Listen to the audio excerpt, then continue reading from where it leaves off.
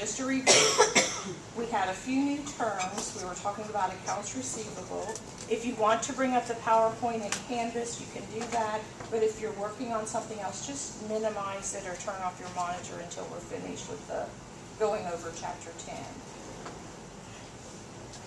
In 9, we talked about accounts receivable. And we talked about the controlling account called accounts receivable that we've used since Chapter 1. And when we were recording in the journal, I told you when we first started using accounts receivable to put the diagonal in the post-reference column, because eventually we would have to post things twice. Once to accounts receivable and once to the customer's name. Accounts receivable, customers, they're promising to pay us sometime in the future. Accounts receivable is what kind of an account? What is it? It's an asset. Okay? It's a promise from our customers to pay us. So in Chapter 9, we started using that diagonal. In our demo problem, we only posted the transactions that had the diagonal in it so that we could see the balances in that subsidiary ledger called accounts receivable. The total of that subsidiary ledger should match the controlling account in the ledger called accounts receivable. We did a schedule of accounts receivable where we listed all of the accounts receivable that still had a balance. It's on a specific date. The heading was the company name, schedule of accounts receivable, the date, and then we listed those things, the accounts that had a balance. Only the ones that had a balance. Do you have a question, Ozzy? No? Okay. That total should match what's in the controlling account called accounts receivable. We also had a contra asset account that we discussed. What was that?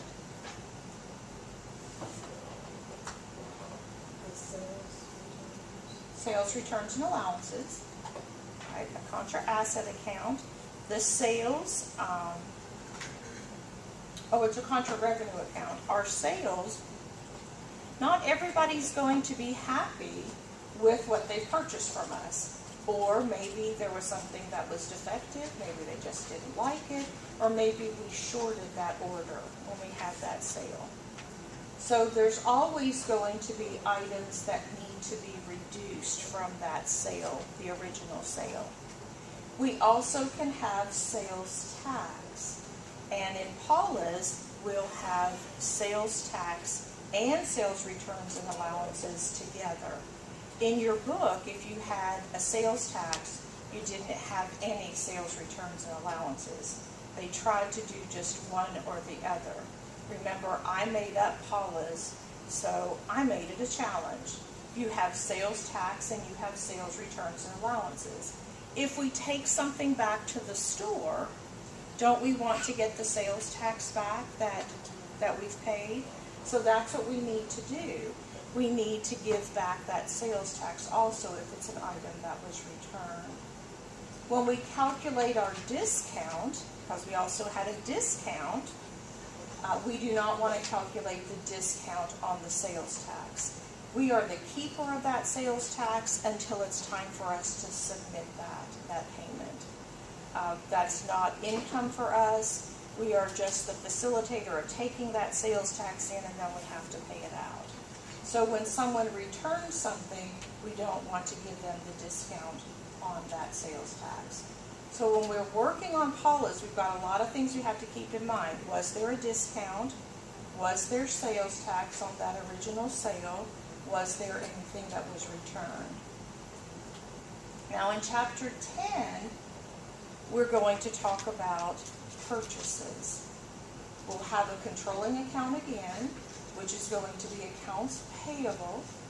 We'll have a subsidiary ledger, which will have a list of all of our vendors or suppliers, people that we owe money to. The controlling account should match what's in that subsidiary ledger. And we're going to have purchases, returns, and allowances, and we'll also have a purchases discount.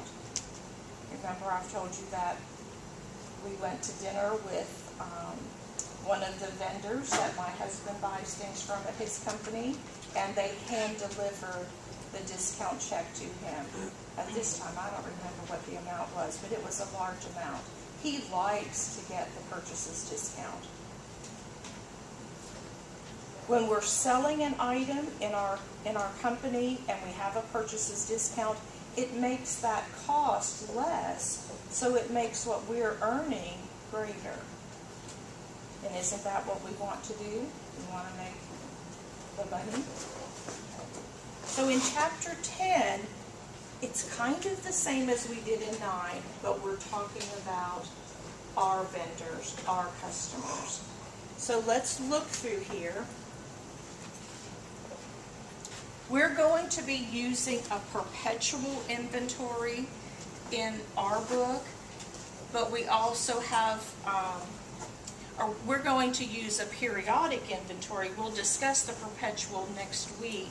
Our book doesn't do anything with the perpetual inventory except just give you some examples. A perpetual inventory, when you look at your cash register tape from HEB or from Walmart, it has the item listed there, what it is. And they could be using a perpetual inventory, which would automatically subtract that from their inventory. It helps them with their ordering. It also helps them with keeping track of their inventory. Our book uses the periodic inventory. You can use both at the same time, but when we're using the perpetual, we still have to do that physical inventory at some point, because even though this can be accurate how we enter it, if we are having some items that are being taken, they're stolen, we wouldn't know that unless we did a physical count. Did you have an example, Andrew? Well, another thing is that those systems will slowly get off simply because there might be a computer link down when that sale is made, all of a sudden doesn't show up. Or there might be, depending on how you enter it, we have labels we scan that should be accurate, but sometimes we get a mispick where there's a label for a different item, a shipping label for a different item on that case. So now we have to, now both the thing we just got and what we should have gotten are horribly off. Right. So then you don't find that out until you do the physical count. Now, we've talked about the inventory at Steve's & Sons. They have to shut down to count their doors. And when they shut down, they're not making 30,000 doors a day. And if it takes them 3 days to do inventory, that's a lot of doors that they're not making. But every once in a while, you need to do this. They do theirs once a quarter. If you've been in a store and you've seen a tag hanging on the items, they might be doing an inventory while the store is still open. Okay, they're trying to do that inventory. One of my students several years ago, I don't know what kind of a firm she worked with, but they went in and did the inventory, and she wore a little calculator on her leg where she typed in that inventory and the SKU number as she was counting. I used to do that with RJS and Washington. Yes. Oh, you did? Okay. So you had an outside firm come in and do it. Okay. But you've got to do that physical count every once in a while. It's expensive to do that. It's expensive at Steve's & Sons when they have to stop manufacturing to count. It's expensive when you have an outside firm coming in to do it. The store's still running, but you still have to pay those people to come in to do that inventory. With RKIS, it's a mob of people. They Coming send in. like 15 people. But the store's probably still open. Yeah, the store's still running. Yeah, I did Walmart. Oh my. 7 in the morning. Oh my. I just did it until like 4. Did you have the calculator on your leg? You did? Yeah. So hard work on your feet all day, right? Counting it? Yeah. And it's just a physical count. So when we're talking about inventory, we're going to use the periodic inventory. And again, we'll discuss, I'm going to show you how the transactions differ with the perpetual next week. But let's just focus on the periodic right now. And that's where we would just count the inventory. We have to make an adjustment with our inventory when we get to our worksheet at the end of the fiscal period. And we'll have adjusting entries now for our inventory. Our purchases, the account that records the cost of merchandise purchased for resale. That's a new account for us that we're going to use, which is purchases. It's a debit, has a debit normal balance, and it's our C of the ICE, the income statement accounts. Remember, we said that the income statement has the income, the cost, and the expense, and we haven't had any C's until now. So purchases will be classified as our first cost account. It represents all costs directly related to bringing merchandise into the store that we're going to sell to our customers. Purchases. Purchased $4,000 worth of Barbie dolls on account from Mattel Manufacturing on July 6th. Here's our rules for the debits and credits, where their normal balance is, and then what those T accounts are going to look like. Debit to purchases for $4,000, and then we have 2 credits over here. We have the accounts payable, and then the subsidiary account called Mattel. All right, we're going to post that twice. When we record that in the journal, this is where I'd like to see the diagonal, right here. They've got a comma. I tried to put the diagonal in yesterday, and I put a text box in there, but the diagonal was teeny tiny, so I thought I'm just going to illustrate where it goes. It just is a reminder that you need to post that twice. You need to post it to accounts payable, and you need to post it to Mattel. And if you'll do it when you record it, you won't forget to post it twice. And then just our description. Description, again, can come back over to the left. It doesn't have to be indented. Chow received several defective dolls, and Mattel issued a credit memorandum for $500 to reduce that invoice. Accounts payable and Mattel, those are our debits. Purchases, returns, and allowance will be our credit. Purchases, returns, and allowances, what type of account do you think that is? Contra cost. Okay, contra cost. Mattel is going to owe us $500 less, correct? Purchases, returns, and allowance, the account that records a decrease to a buyer's cost. It's just the opposite of our sales returns and allowances that we did in Chapter 9. It's a contra cost account, and this is what the transaction would look like in the journal. Again, your diagonal here and your diagonal in the post reference column.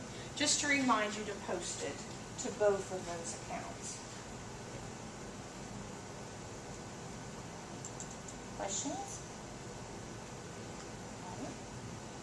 I think it helped that we did the accounts receivable in 9 first. The transactions are very similar. Mattel offers a 2% cash discount if the invoice is paid within 10 days. What would that look like in our journal entry if we're giving a discount?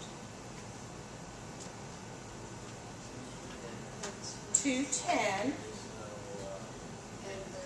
And it didn't tell us whether the entire amount is due in 30 days, but it's usually 210 and 30 that it's due. Do we have to give, do our suppliers have to give us a discount? No, they don't have to. But if we have a good payment record with them, they probably will give us a discount. And again, it's to our advantage if we pay on time so that we can take that discount. There's what the T accounts look like when we have a discount. And the discount on the purchases, it's going to make what we have to pay less. And if we're paying cash, that's a credit to cash. And if we get to pay less, then we need something to offset that. So that's why we have the credit to that discount, the purchases discount. We still want the T account for accounts payable and the TEL to go to a zero if they're paying it in full.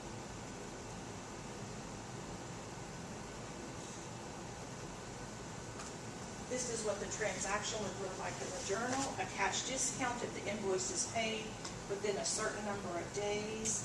It's a contra cost account. Accounts payable in the TEL, diagonal in there, diagonal in the post reference. For the $3,500, we only need to pay them the amount that includes the discount. So our cash will be less the discount, and then those two credits added together will equal our debit. Always make sure that you add those accounts up to make sure that your debits and credits equal. I noticed on one example on the test, it was just that you hadn't added that up to make sure that your debits and credits equal. Add it up, especially on the test, because if it doesn't balance in the end, when you're doing that schedule of accounts payable or schedule of accounts receivable, you'll have to go back to all those transactions to look it up. So if you do it with each journal entry, it will make it so much easier. New term, net purchases. If we need to know our net purchases, it's going to be our purchases minus our purchases, returns, and allowances minus our purchases discount. And that will be our net purchases. When we did payroll, and we talked about the net pay, that is the amount after we've subtracted all of the deductions. So net purchases is what we've purchased after we subtract the discount that we're allowed and things that we have returned. FOB destination, FOB shipping point. I think when we talk about this, I always picture the 18-wheelers out on the highway that have had an accident, and there's, what was an example of something that got spilled here in town? What was it? Limes? That's probably why limes are going sky high at the grocery store. There was an accident where bees were being transported in the 18-wheeler. So all of those were scattered on the road. Honey. What else? I mean, it's anything that's being transported. So who's responsible for that? Who owns that? Whatever it is that's in that truck, from the time it leaves where it's been manufactured or where we've sold it to when it's delivered. So the FOB destination, the seller pays the shipping charges and the legal title passes to the buyer when the goods reach the destination. Okay, so that's FOB destination. Now, do you remember what the FOB stands for? Free on board. Free on board. Remember I told you back in, oh gosh, it was in the 70s, I worked in a hardware store. And so we did ship things by truck.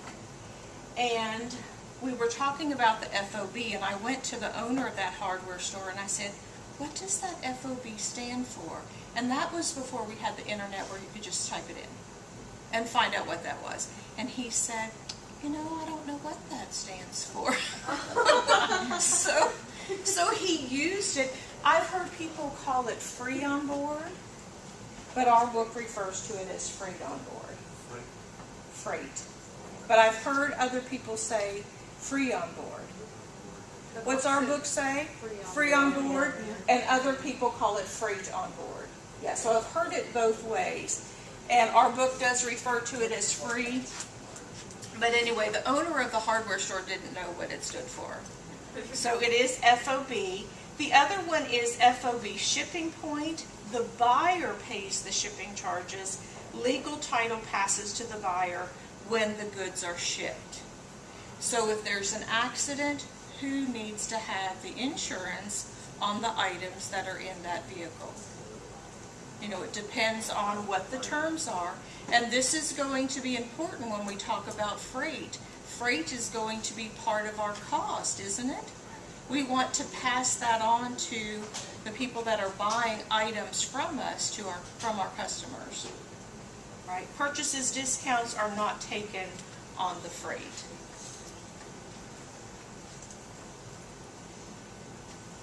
Preparing and posting purchases transactions. Prepare a multi-part purchase requisition. There's a copy that is sent to purchasing. There's a copy that's sent to accounting. A copy that's kept in the department making the request. So we can check off when those items come in that everything was there, everything was okay, the correct number was shipped, the correct item was shipped. We say copy. I think our book even says that it's a carbon copy invoice. Some companies probably still use those invoices or purchase requisitions that can have multiple copies, but we also can print. They used to be different colors. Does anybody use a purchase requisition now? Are yours different colors? We still get the white and the yellow copies, the white and the yellow carbon copies on our like packing slip when we get stuff from other vendors. We don't use them internally, but we receive them like that. So they're still there's using those multi-copy. Because we requested, because one copy goes off to Danville, which is the corporate office that pays out everybody, that's basically the check writer for the whole company, and then one stays in the storefront. And it's easier to identify it when it's a different color. When you go to a restaurant and you're paying your ticket and they're both white because they've just printed it twice, they both look like a copy. One down at the bottom usually says customer copy, but it used to be a different color so that you knew definitely that that was your copy. I probably would still like the multi-pack. It's probably cheaper than to print each one of those. You'd have to print it how many times? Okay, so that's probably cheaper to use that duplicate paper. And it's just, there's no carbon in it anymore. Y'all probably don't even remember what carbon paper was, do you? What? Carbon paper. Right on everything. Some of you remember carbon paper. I know. I remember in my keyboarding class 100 years ago, we used carbon paper, and if you put the carbon paper in the wrong way, and then you had to turn your assignment in, your carbon copy was on the back of your original, and you got an F on that assignment. You didn't know how to put the carbon paper in. But now it's just pressure sensitive. Some of your checks can be that way too. Any of you have the checkbook that's that way? Here's just an example of what the purchase order looks like. And some orders come with that packing slip on the outside of the box. I don't ever like to see a box that was left on my front porch that has that packing slip in it, because now we have people that are taking things off of your porches and they know what's in that box, whether it's something of value or not. Sales invoice, and all of these just came directly from your book. And you can see the description, the unit price, the total, the freight is added on this, and it also has the FOB on there. Receiving the goods and completing a receiving report, you need to verify that everything was in good condition and that everything arrived. The company does not record this purchase until the invoice is approved for recording and payment. This is just an example of what an invoice approval form might look like. If you were on the receiving end, you could create your own form to use. And then we're going to look at several transactions. April 3rd, purchase merchandise on account, $5,000, and freight $50 from Abby Blake Company, terms 210 and 60. 2% if they pay in how many days? 10. 10, and the total amount is due in 60. Right, it's just our rules of the debits and credits. Here's what our transaction would look like. Purchases will be our debit. Freight in, also a debit. Accounts payable, diagonal Abbey Blake Company, diagonal in the post reference column. Make sure your debits and credits equal.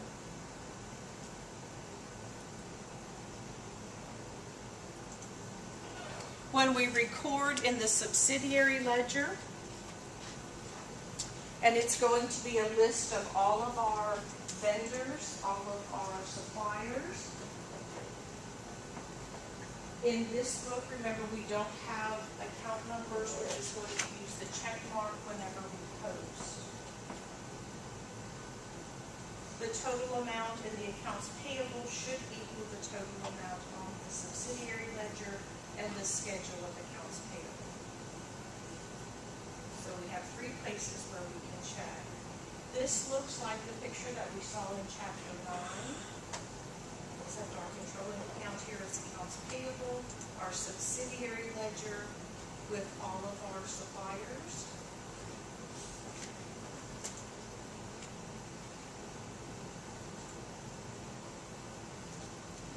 And our T account, what those would look like, our normal balances there. I think that picture came directly from the book. And there's the transaction again that we just looked at. Okay. And have we posted this transaction? We have, and we can tell that because we have the account numbers right here. Remember, you made that promise to me that you wouldn't put those account numbers in until you do the last step in the posting. Here's our diagonal. Here's our accounts payable account, and remember our subsidiary ledgers in this book do not have account numbers, so we'll just use the check mark. A debit memorandum, a piece of paper issued by a customer to a seller. If we have items that are returned, here's our purchases, returns, and allowance, and the rules of the debits and credits. Accounts payable is a liability. Where's its normal balance? On the credit. Okay. And there again is just another example for the debit memorandum. The purchases, returns, and allowances, and it was debit memorandum number 1. Usually it will tell us we issued the debit memorandum when we're looking at the problems in our book. And again, journalizing and posting. When you're transferring the information from the journal, there's 5 steps. Your date, what page it came from in your journal, your amount, your balance, and then carry the account number back to the journal.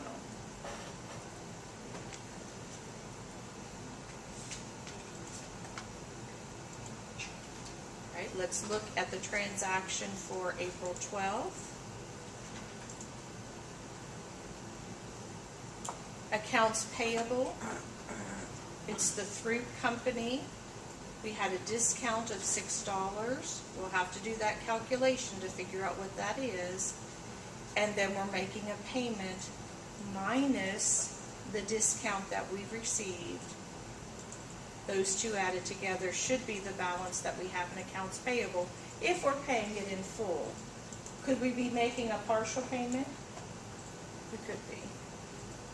I don't know what that total amount was there. Here's what our journal's going to look like. And when we do our demo problem, again, I'll just have you post the items that have the diagonal in it.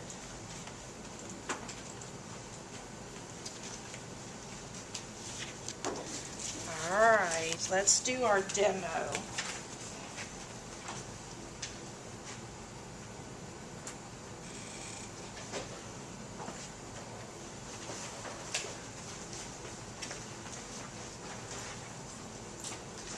That one's favorite kind of thing.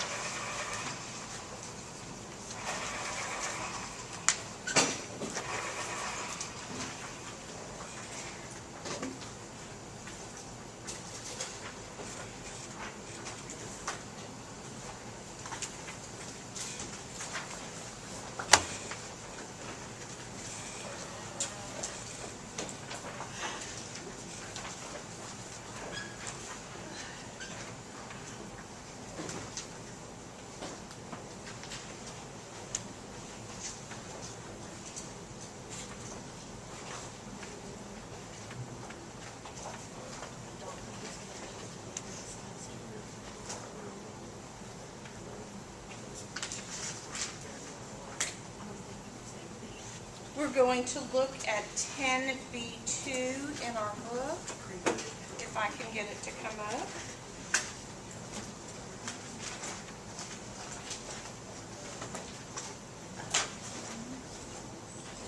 There it is.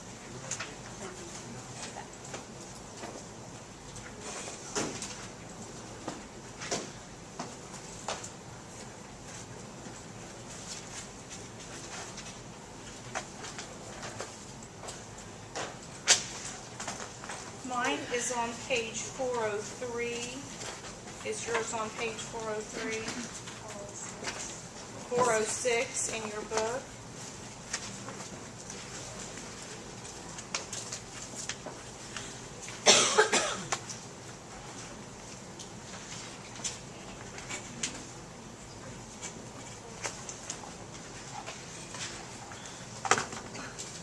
Check your beginning balances. In your subsidiary ledger, you should have a balance that I've already put in there for you for Aaron Company, Bixby, Nixon, and Ryan. Are they there? Okay.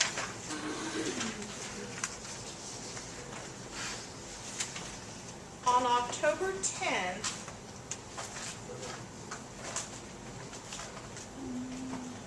Barney Company issued debit memorandum number 4 for 420 to Mango Company for merchandise returned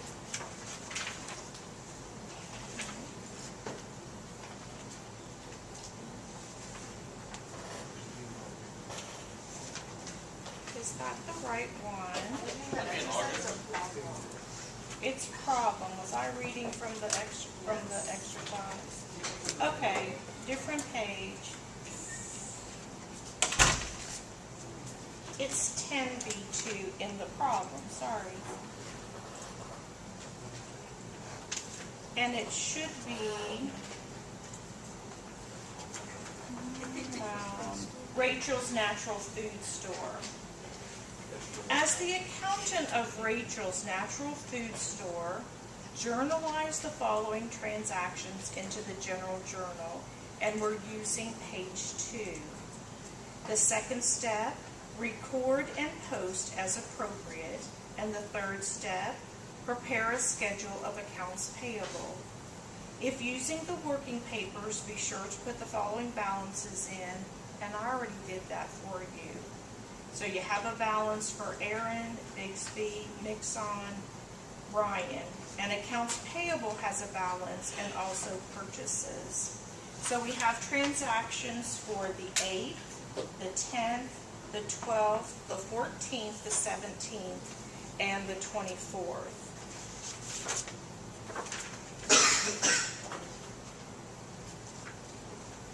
Let's look at the first transaction on the 8th. Purchased $700 of merchandise on account from Aaron Company, invoice number 400, dated August 9th, term 610 N60. So let's go to page 2 in your journal. What would be our debit in that transaction?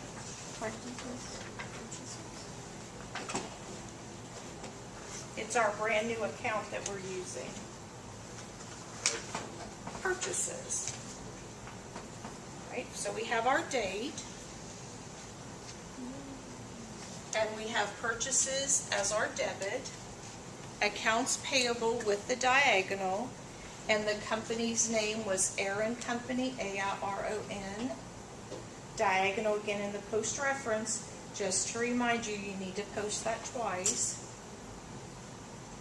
And then I have a little bit more information in the description.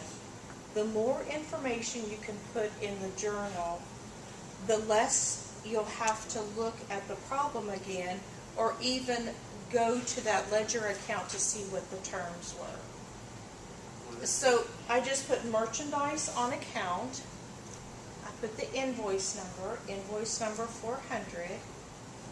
Do we need the merchandise on account? Yours doesn't have to read just like mine.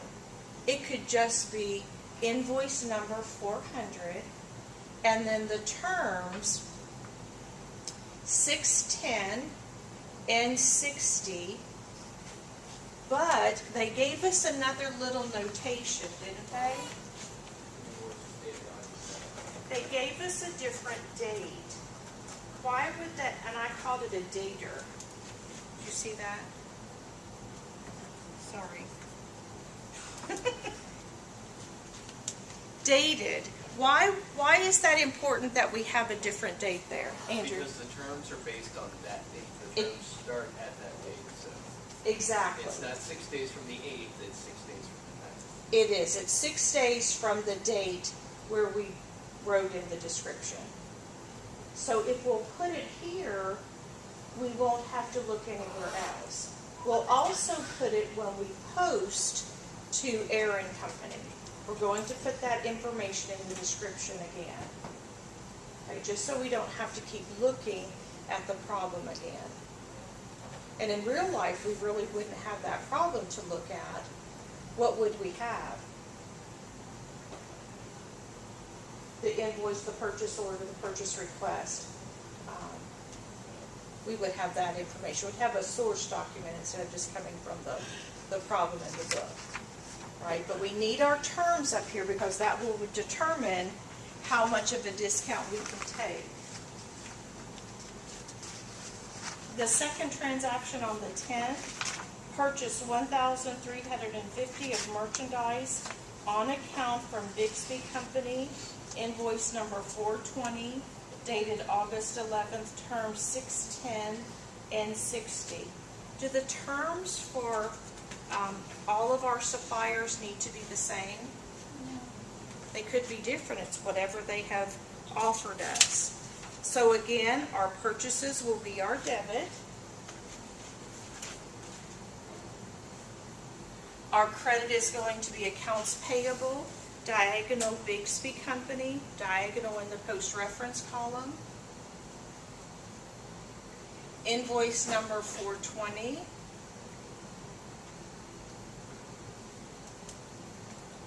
I'm really on a dater here. Dated 8/10, and that will be an important date for us, $1,350.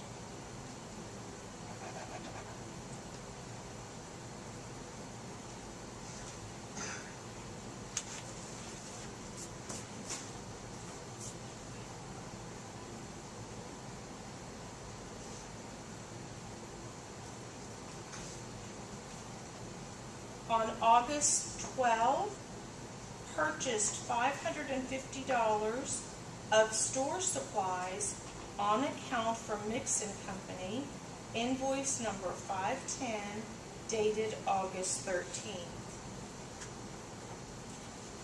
What would be our debit in this transaction? Is it something we're going to sell to customers? Store supplies. Good. We're going to find in the rest of our book, the problems are going to include transactions that we've covered in all of the other chapters, trying to see if you can determine whether this is something that we're purchasing for resale or something that we're purchasing that we need for the operation of our business. Store supplies.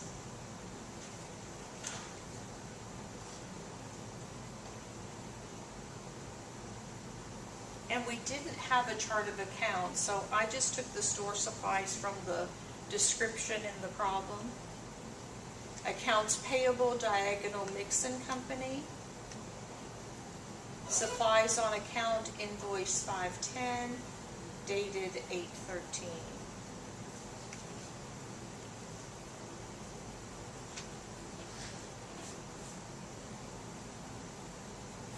Could we have had a discount on purchasing store supplies? Yeah. We could have. It's not always just on items that we're purchasing for resale. $550 as our debit, $550 as our credit.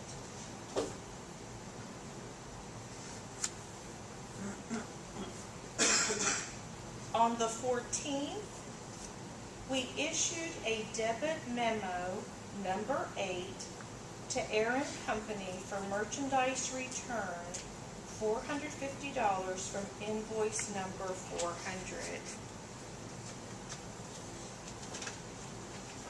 What happens to our accounts payable when we return something? Does it go up or does it go down? It's going down. We're going to owe less. How do we reduce the accounts payable account? With a debit. So there's our debit, accounts payable, and again our diagonal, Aaron Company, diagonal in the post reference, purchases, returns, and allowances. And then I put the debit memorandum there.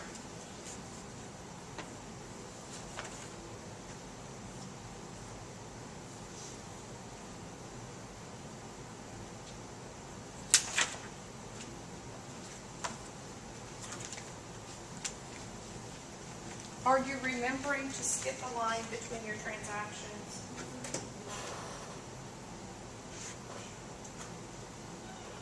On the 17th, purchased $560 of office equipment on account from Ryan Company, invoice number 810, dated August 18th.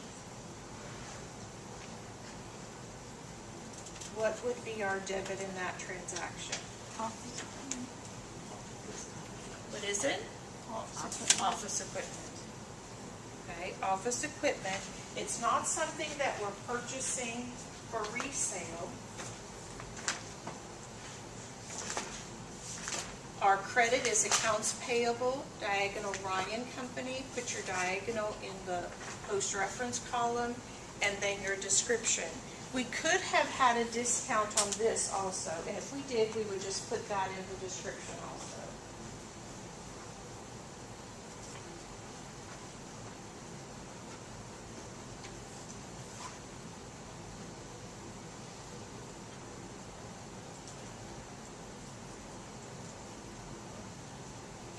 I like seeing those diagonals in there. That will speed up our posting. When we post the demo, we'll only post the ones that have the diagonal. For your problems, you would post everything, but it will just speed it up for us. On the 24th, purchased $850 of additional store supplies on account from Mix & Company, invoice number 516, dated August 25th, term 610 and 30. What is our debit for that transaction on the 24th? Store supplies. Good. Right. Accounts payable is our credit. Diagonal Mix & Company, diagonal in the post reference. What did I leave off of this one in the description? The date, I put the date on it. I did. There's the 24th. Oh, the one that. Remember, you don't need the month again, but I left off something else. Dated August 25th. I left off the terms. The terms are once the invoice is paid. And it was N30 and the date, because it was a different date, wasn't it? August 25th.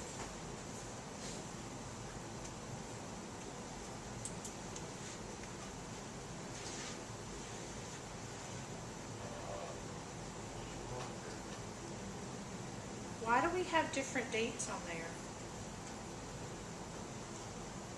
Why did we record it on the 24th, but we're dating the invoice on the 25th? For everything we did. Where the term starts. It could be when you're receiving it, or it could be the date where they are. It might be on the inside of your initial date. And and we recorded it on the 24th, that's probably when we started the process, but it actually was sent on the 25th. It was processed by whoever we purchased it from, Mixon Company. That's where our discount is going to start, is on the 25th and not on the 24th. So when they give us that second date, make sure that you record that, because one day would make a difference, wouldn't it?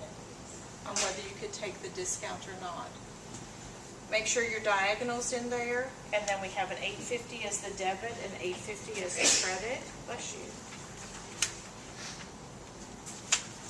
All right, let's post, but let's only post the accounts that have the diagonal.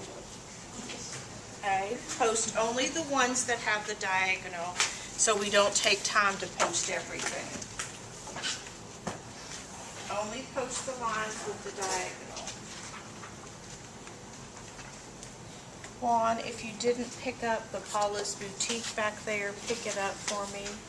Would you? Who else came in late? Terrell, did you pick up Paula's already? Will you pick it up in the back? Everybody else got theirs?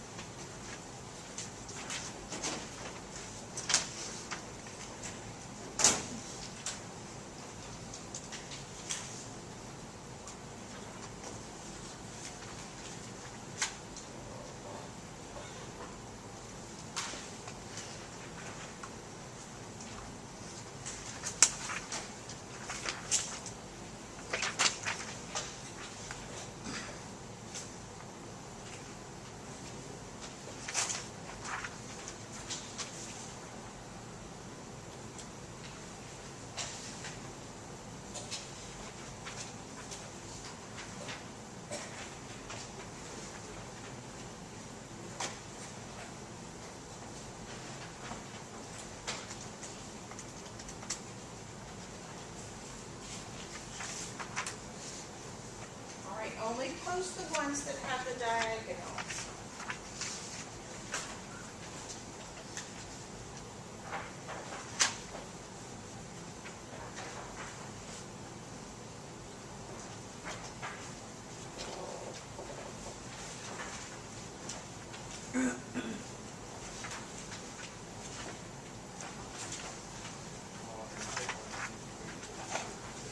And those accounts don't have an account number, so just use the check mark.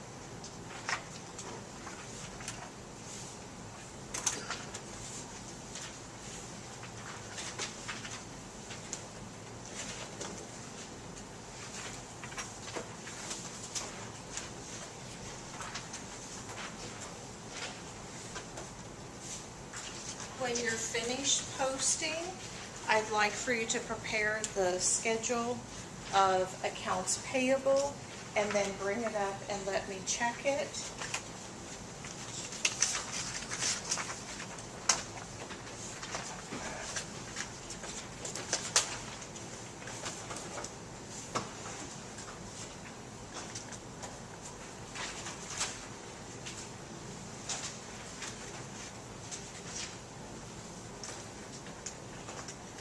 And we'll make that agreed today when you bring it up here to check.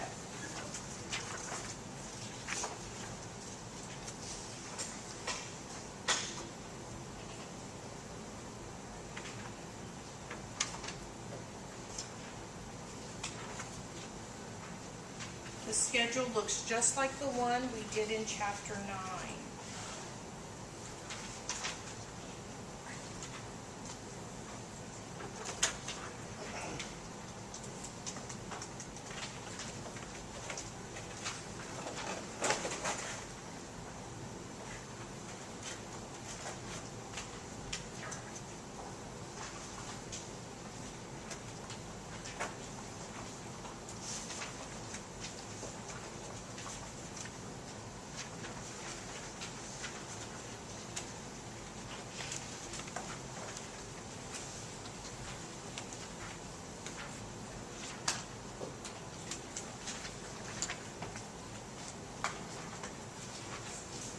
Post the lines that have the diagonal.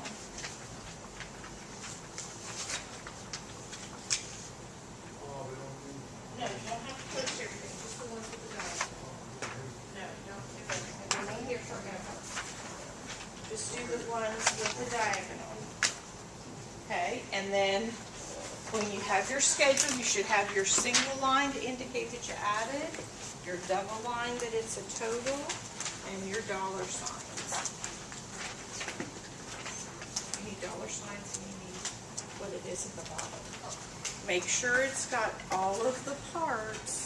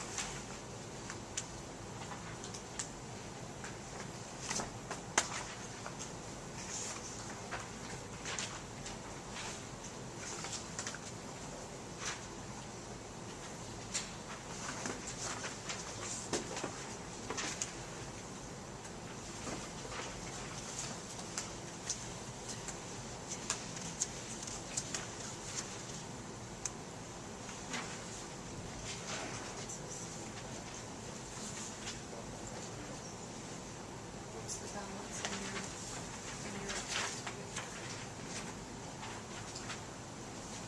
is that the total on your schedule?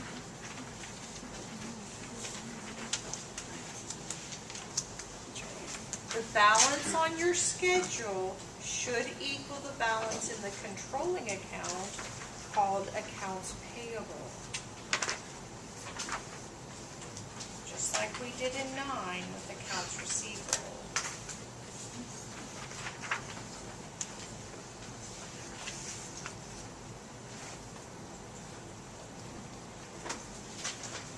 And then bring it up. I'd like to give you a grade on that one today.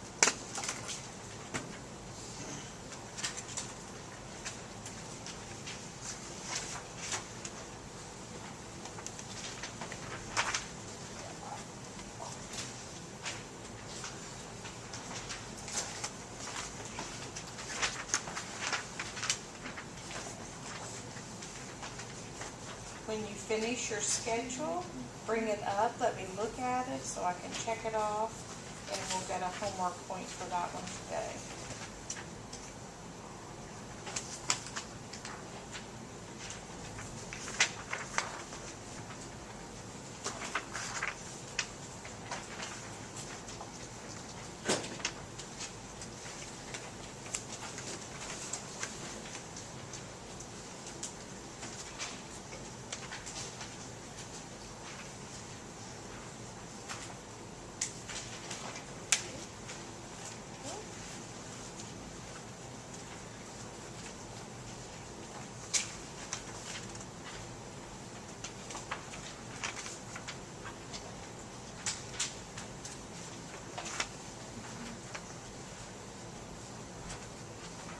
You should bring it up. Let's check it off.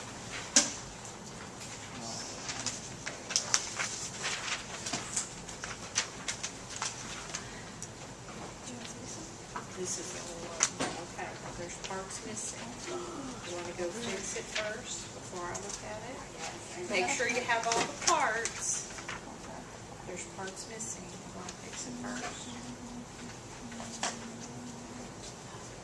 And there's some parts missing. Parts missing. Yeah, can do it. Okay, so you can get the whole point. You don't want part of the point. Let's do all of it. Make sure all the parts are there.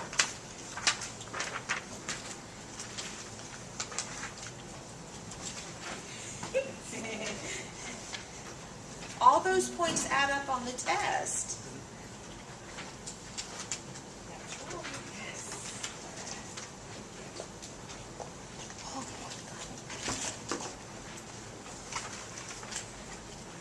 That's it. Okay. Okay, there's one part missing. You need to sample it. Okay.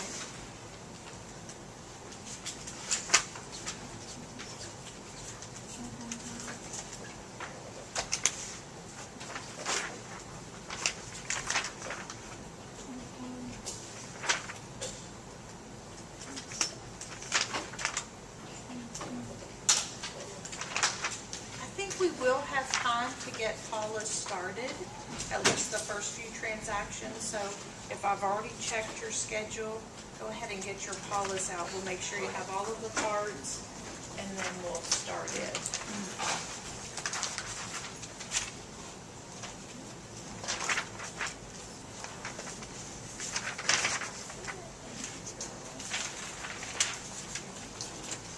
Only one second. Because if that's right, everything else, only one thing's missing.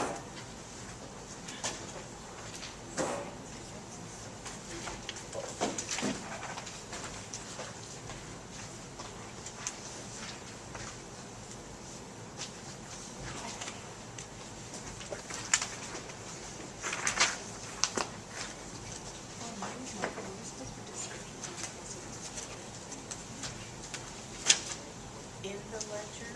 No, you didn't put description. Just in the journal.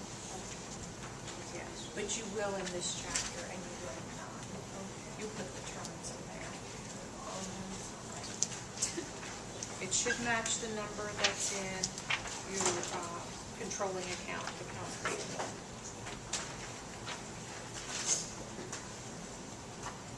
Now it's right.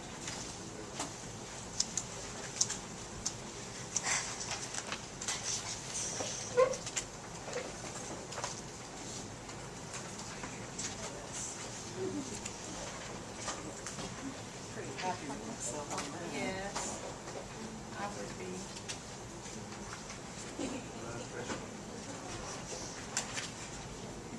What? Okay, all right. Come on, let's check it. Yes. Mrs. Franklin's retired. Is there gonna be somebody who's teaching like this? Yes.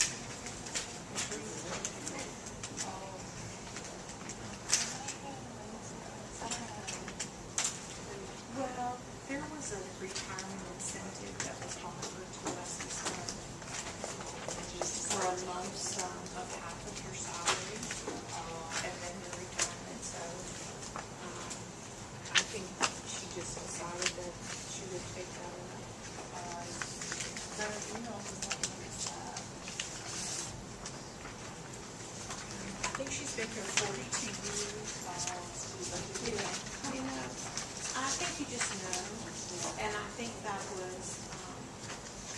just an incentive, you know, that you decided to take it.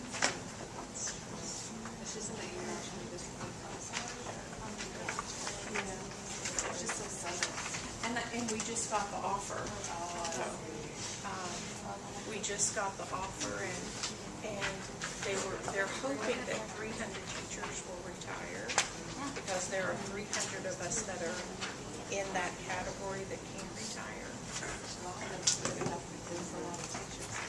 Well, when you think, our chancellor wants us to be 50-50. He wants us, or really 60-40. He wants us to have 40% full-time and 60% part-time. And we're not there.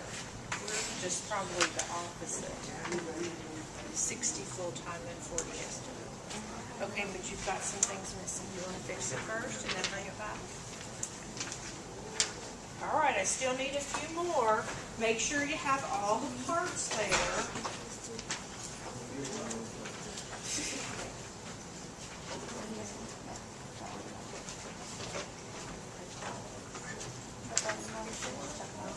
Okay, you've got some things missing.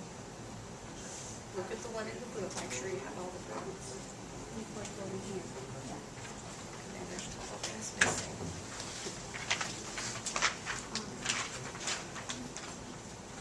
All right, you have some things missing. I'll make one more chance to fix it. Make sure you have all of the parts on the schedule. Look at the example in the book to make sure you have all of the parts.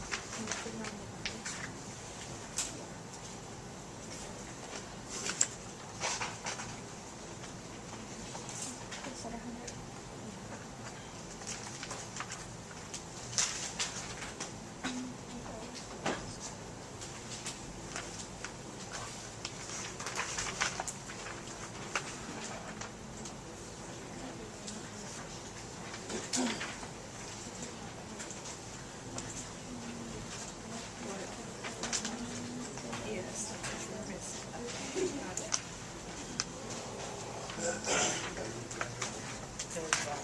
And you're missing this. What that is.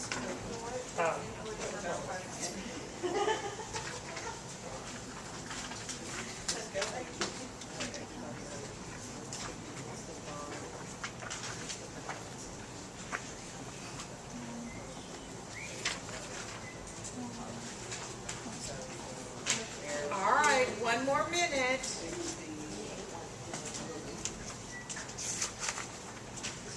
Still need to see a few.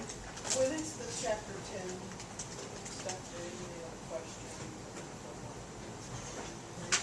Well, what's today? Thursday? Probably next Thursday.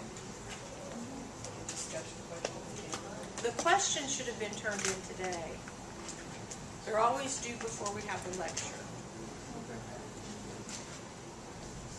Will I grade them today? Probably not, because I'm still grading Bill and I'm still grading Billy. I might grade them tomorrow. But the questions are supposed to be turned in before we do the lecture. What? You're busy tomorrow, aren't you?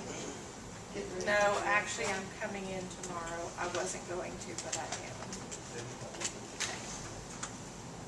Okay, you're still missing dollar signs. The dollar signs. So we're not gonna put the first in, first out. It's just the balance of what Okay, Manuel, do you have yours finished? Bella, Maria? Ish. Okay. I'm sorry. After that part, after the crop speed is up. Okay. Go off your account. No, go off those accounts. You have to do that part first.